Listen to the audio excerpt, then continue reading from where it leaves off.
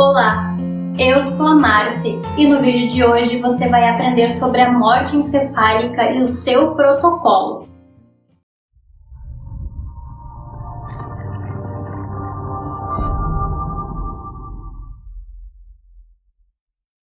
Muitas pessoas têm dúvidas sobre o que é morte encefálica e como o indivíduo no qual foi constatado morte encefálica e cujo coração continua batendo pode se tornar um potencial doador de órgãos.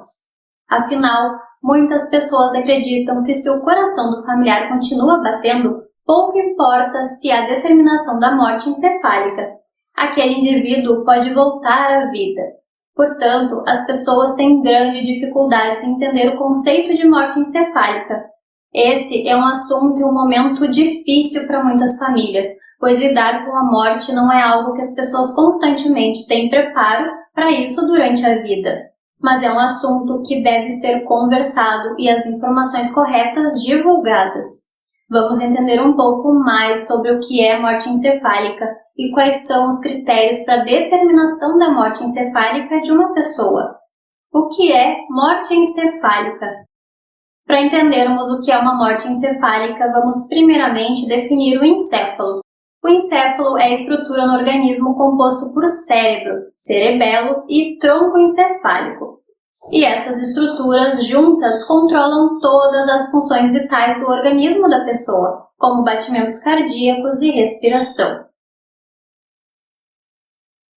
A morte encefálica é definida de acordo com o Conselho Federal de Medicina como a cessação de atividades corticais do córtex cerebral e do encéfalo. Ou seja, a morte encefálica caracteriza a morte legal do indivíduo, pois com a morte do encéfalo, esse indivíduo não conseguirá mais respirar ou executar qualquer atividade, nem retomar a exercê-las. Outro fator importante é que a morte encefálica é permanente e irreversível, ou seja, uma vez que constatada, não há como a pessoa retornar a um padrão anterior. Estabelecer a morte encefálica é um processo que é feito com uma junta médica, justamente para não haver erros no processo. E é um fator importante para a tomada de decisão de doação de órgãos e liberação de leitos em hospitais devido à sua irreversibilidade. Diferença entre morte cerebral e morte encefálica. Embora os termos sejam constantemente usados para definir o mesmo estado pela população em geral, o termo morte encefálica é mais completo e deve ser mais utilizado.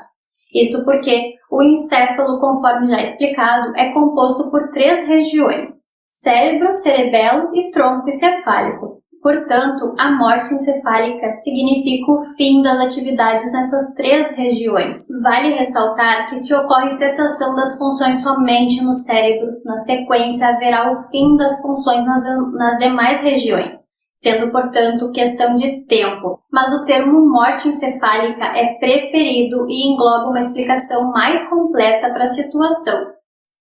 Qual a diferença entre morte encefálica e coma? Muitas pessoas confundem morte encefálica e coma, mas são eventos bem diferentes. O estado de coma ocorre quando o paciente não apresenta conhecimento do seu estado de consciência, ou seja, ele fica com olhos fechados e não responde quando chamado, ou a estímulos. Esse estado pode ocorrer em virtude de agravamento da situação do paciente ou pode ser induzido. O coma ocorre quando há lesão no córtex cerebral ou no tronco encefálico, podendo inclusive ser um estado muito grave denominado coma irreversível ou estado vegetativo permanente. Nesses casos de coma irreversível, o paciente não tem vida voluntária, ou seja, depende totalmente de máquinas para executar as funções básicas do organismo. Porém, mesmo nesse estado muito grave, o paciente ainda apresenta alguma atividade neurológica. Ou seja, o indivíduo em estado de coma, até em estado de coma irreversível, ainda está vivo, diferente do paciente com morte encefálica que não está mais legalmente vivo. Muitos familiares confundem uma coisa com outra, acreditando que o ente querido com morte encefálica ainda poderá retornar. Mas, conforme já dito, a morte encefálica é persistente e irreversível. Por isso, um indivíduo em coma pode ainda se recuperar, mas um indivíduo com morte encefálica não mais. Embora o coração possa ainda bater, e ambas as situações, as máquinas que mantêm o coração daquele paciente com morte encefálica o fazem apenas para manter a viabilidade da doação de órgãos. Ou seja, com morte encefálica, há possibilidade, caso a família autorize, da doação de órgãos daquele paciente. Por isso que a morte encefálica é estabelecida mediante um protocolo e uma junta médica, para não haver erros. Critérios de morte encefálica no Brasil. Então, como se estabelece a morte encefálica de um paciente? Quais são os critérios que são observados para estabelecer a morte encefálica? A resolução de morte encefálica no Brasil é descrita na Resolução do Conselho Federal de Medicina número 2173. Critérios para abertura.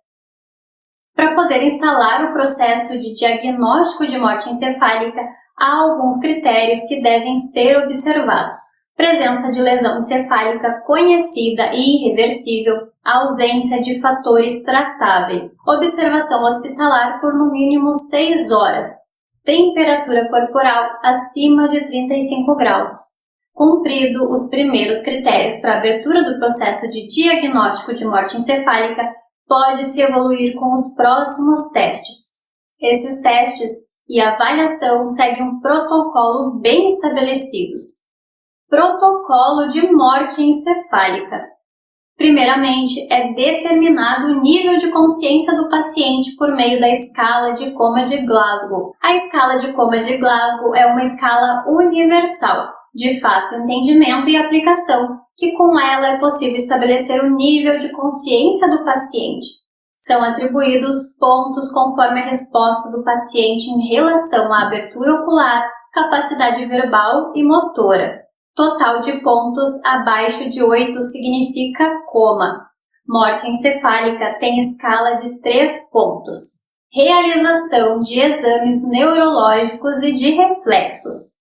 Para estabelecimento de morte encefálica, são realizados exames neurológicos e de reflexo no paciente. Os testes realizados são de reflexo pupilar, córneo palpebral, se a pálpebra se move ao toque, óculo cefálico, se ao girar a cabeça há movimentação dos olhos dentro da órbita, vestíbulo ocular, irrigando o ouvido com líquido gelado, se os olhos não se mexem, e o teste de tosse, que indica se não há náuseas, deglutição ou movimentação facial do paciente. Caso o resultado tenha sido negativo em todos esses testes, prossegue-se para o teste da apneia.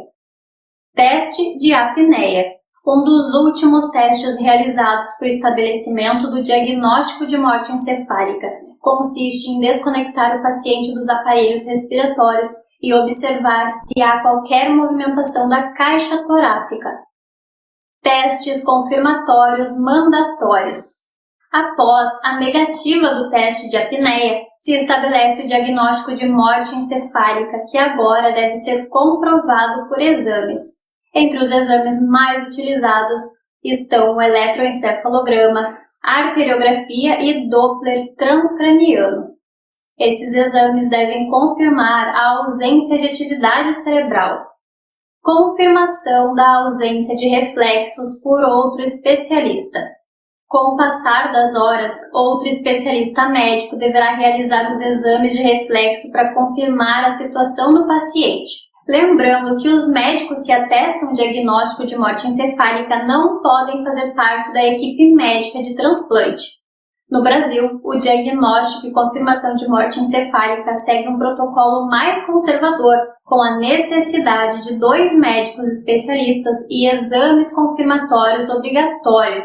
Na Alemanha, por exemplo, só é necessário um médico e nos Estados Unidos os exames confirmatórios não são mandatórios. Todos os resultados dos exames devem ser anotados no prontuário do paciente e a equipe médica deve ser avisada após a confirmação, bem como os familiares para dar prosseguimento aos trâmites da doação de órgãos, se esse for o caso. A morte encefálica é um diagnóstico que só é constatado após um protocolo bem estabelecido. Dessa forma, quando dado, é possível partir para a realização de doação de órgãos. Portanto, é importante ter as informações corretas e seguir o protocolo adequado. E você, já passou por essa experiência como profissional de enfermagem? Como você lidou com essa situação? Me conta aqui abaixo nos comentários. Sem dúvida, esse assunto ainda precisa de muita atenção nas instituições de saúde, para que esse paciente receba o melhor atendimento possível, juntamente com a sua família. Obrigada por assistir ao vídeo.